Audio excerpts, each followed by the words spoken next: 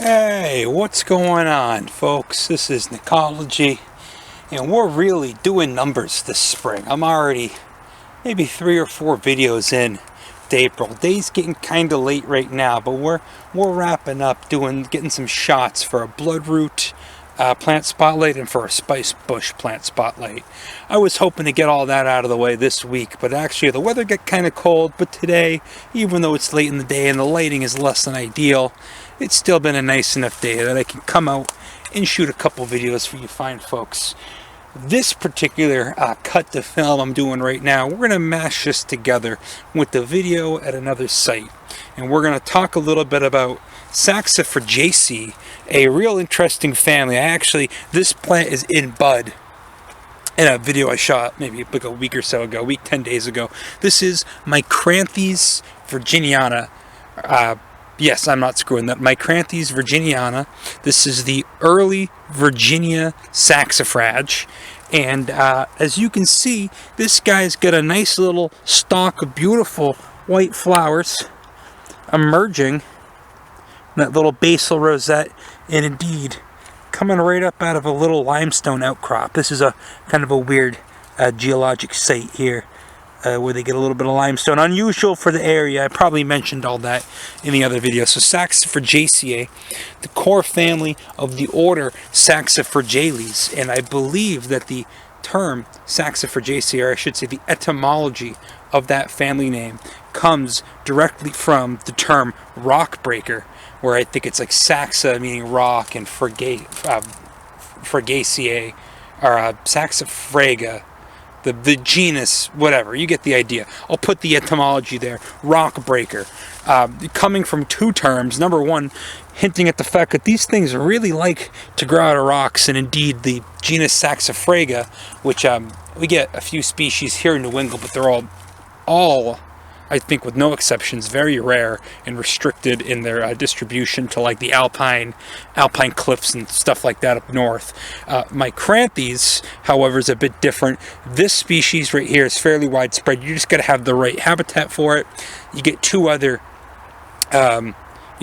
species of Micranthes. You get Micranthes pennsylvanica, which is the Pennsylvania swamp saxifrage. Grows in a completely different habitat, different flowers, a bigger overall plant, kind of hard to mistake the two. Also flowers at a completely different time of year. And then there's a third one, which I'm not sure if it's a Gaspe Peninsula endemic. You get it in like one county in the middle of nowhere in Maine. Which is I can't even remember the species name of it, but that's another one. That's a rare one. And I guess it kind of resembles Micranthes pennsylvanica, but I digress. Micranthes virginiana is an early blooming, again this is still mid-April, rock dweller, and the thing's completely lit up right now. And let's just get in there, let's see, because I'm going to cut this video with a clip of another early blooming Saxifrage, but rather than being a lithophyte like this one, that one's damn near aquatic. So what are we working with here? So you can see little stamens on the inside, 5 petals. Stem is hairy on this thing, no colline leaves whatsoever. Oh, I guess you do. Can you see that? Hairy, I guess that's a colline leaf right there. Hairy stems. And look at those lovely little flowers, oh my god. Very faint fragrance. So you get a few bracts on the thing. Let me pick one and stick with it. I promise I'll be better with my camera etiquette this year. Actually, that one's not that good. There you go. And how many stamens you got in there? More than 5, I think. 5 petals, but more than 5 stamens. I'll figure that out. I should be able to get the floral key down. This happened to me when I was looking at some other plant, and I couldn't quite get my shit together. Nice little calyces. Some are still in bud, huh?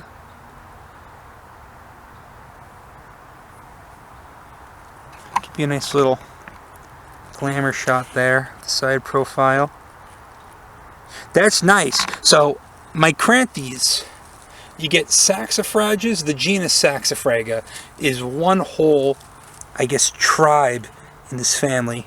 And then everything else ends up being broken off into this other tribe. So Micranthes, I think it's the subtribe the Micranthes are in. I'll be honest with you, I didn't actually do that much research into the systematics of Saxifragaceae, but historically I've always been fascinated with the order. This is the same order that you get Hamamelis in. And I think the reason why I never really paid attention to them is because so many of them grow in these weird kind of niche habitats in a swamp, coming out of a rock, underwater, restricted alpine tundra or alpine cliff sides. So even though it's a pretty renowned spring wildflower, I mean, people will be posting pictures. I got some nice photos I'll be happy to share with some kind folks, down the line. But yada yada yada. To make a long story short, people, I guess, just generally aren't coming into contact with these that often. Are you at all familiar with the stonecrop genus Sedum? Okay, if you are, maybe these flowers look almost kind of actually, similar to a sedum. And if you're just like, wait a minute, you're onto something, you would be, correct. I am onto something, because in fact, sedum, at least the family there. Oh, please tell me I'm going to get this right. Chrysosplenium? I can look it up. I don't need to guess. But the stonecrop family is, if not sister to the Saxifrage family, pretty darn closely related. Okay, let's see. We get it pulled up here on our handy dandy smartphone, which is kind of, you should have one of these on you, okay, yep, Saxifrages. I knew that.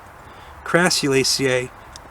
Yeah, okay, we're all set here. Sedum, Echeveria, Dudleya, all those Aeonium, all those cool common houseplants. I got Echeveria and Aeonium in my house right now, are all not too distantly related in the grand scheme of higher taxonomic rankings from this family. And you might get succulent Saxifragaceae, not here in New England, but somewhere.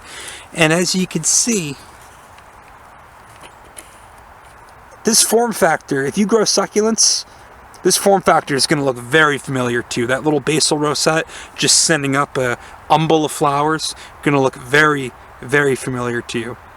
I'm kind of curious now. Let's just see if they give us a nice little systematic chart. Saxifrages, alpine and succulent, very common. Grossulariaceae is the sister family to Saxifragaceae, which is the gooseberry family. Yeah. Okay. We'll put some details there about the systematic whatchamacallit. It's just I'm just reading about the general flora morphology, but he didn't come here to hear me, go through all that. So anyway, Micranthes virginiana, really cool rock living plant. Let me back up again just to give you maybe a little bit more context on where exactly this is growing. It's going to get all bleached out, but you get the idea. You come over here above me, you get some more growing, and indeed, if I zoom out, here's this entire little hill face.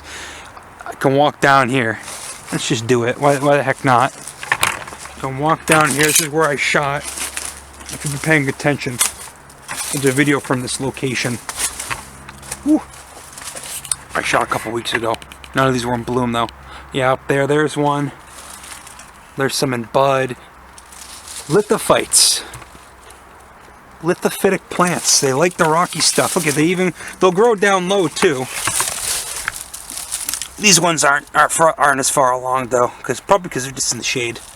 But anyway, Micranthes virginiana, one that I coming up with this nice cool cryptostylus, forget the one of the fragile ferns here, coming up with that, another lithophyte, but you get the idea. So here's a little guy. So really cool plant. Look at the texture of those leaves too. Yeah, again, the leaves, they get some rubberiness to them, but I would not call those succulent. As you can see, they like the moss mats, so they don't mind the moisture. If they were really, moisture haters, they wouldn't be doing that. They'd be going for the bald rock or the chasms. But again, it's an East Coast plant. It's not going to be one you would expect to really be capitalizing on an arid habitat. Anyway, I think we'll cut off our Micranthes segment there, and we'll go look at Chrysosplenium, an essentially aquatic Saxifrage. It's going to look nothing like this, but regardless, is in the same family, and you know, seems to lack any of the features of this plant. But that's kind of what makes it interesting, in my opinion. So hopefully we can get a little bit more Saxifrage appreciation. I think last year we looked at Mitella and Tiarella, those two genera, which are beautiful, but those are more woodland ephemeral types, not necessarily these persistent rock dwellers. All right, hard cut off here. I will join you when I am looking at some Chrysosplenium americanum. So I'm wrapping up a bit here about Claytonia virginiana, virginiensis, virginica, whatever the hell it is, and I stumbled across one of the two Saxifrages that I wanted to tell you guys about. This is the weirdo right here. I mean, they're all kind of weird, but this is the real weirdo. This is Chrysosplenium americanum. All right, those little red dealy dads. That's the goddamn flower right there, guys. And I'm not sure how it works. I don't know. So it looks like, because this one right here is in bud, all right? So it looks like they do have sepals. I don't believe there are petals.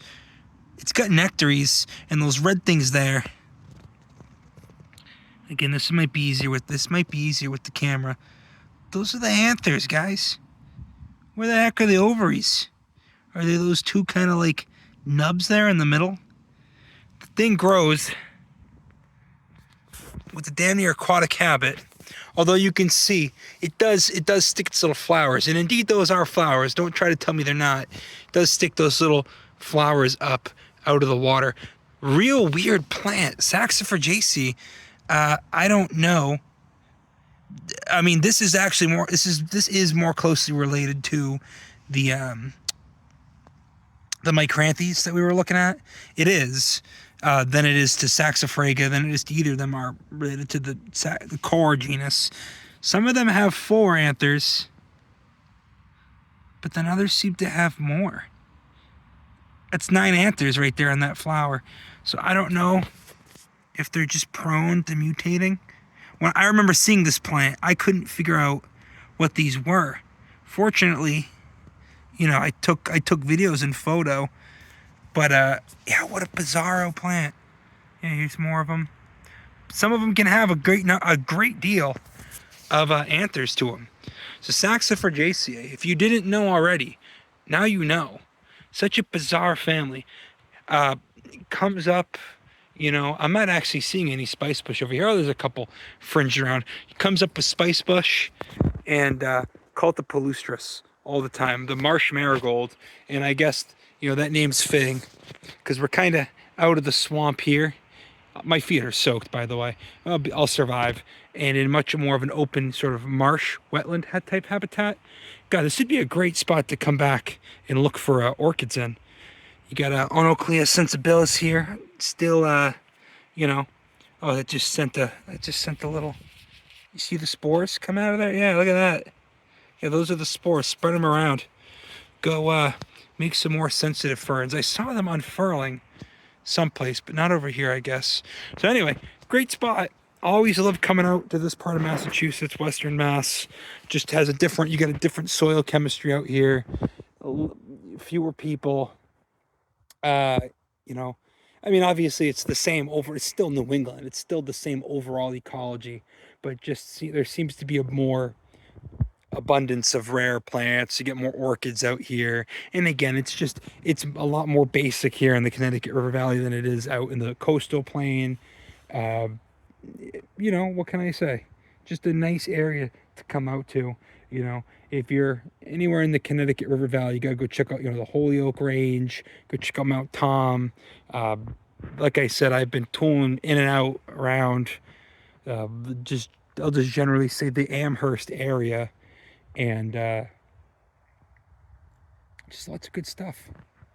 So I was going to shoot this someplace else. We'll put this, sorry, I kind of went on a tangent there, but just so, I might even cut that out. Just so you know, Saxifragaceae, they're always going to kind of be in places you might not expect it, but they're around. This is by no means a rare plant. Neither is Micranthes virginiana. You just got to look in the right spot. You got to love the weirdos. I'm a weirdo.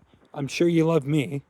If you don't, I don't know why you're watching these dumb videos, but, you know, I gotta kick the funk. I gotta take my blessings for what they are. I hit 3 spots. It's like 1 in the afternoon. Going on a weird tangent again. Anyway, love the Saxifrages. Come out. Appreciate them. Just little weirdos. A lay person would never recognize those as flowers. And me telling you they're flowers, you still might not believe me. Hopefully this doesn't look too weird. I don't have my camera, I've got my phone.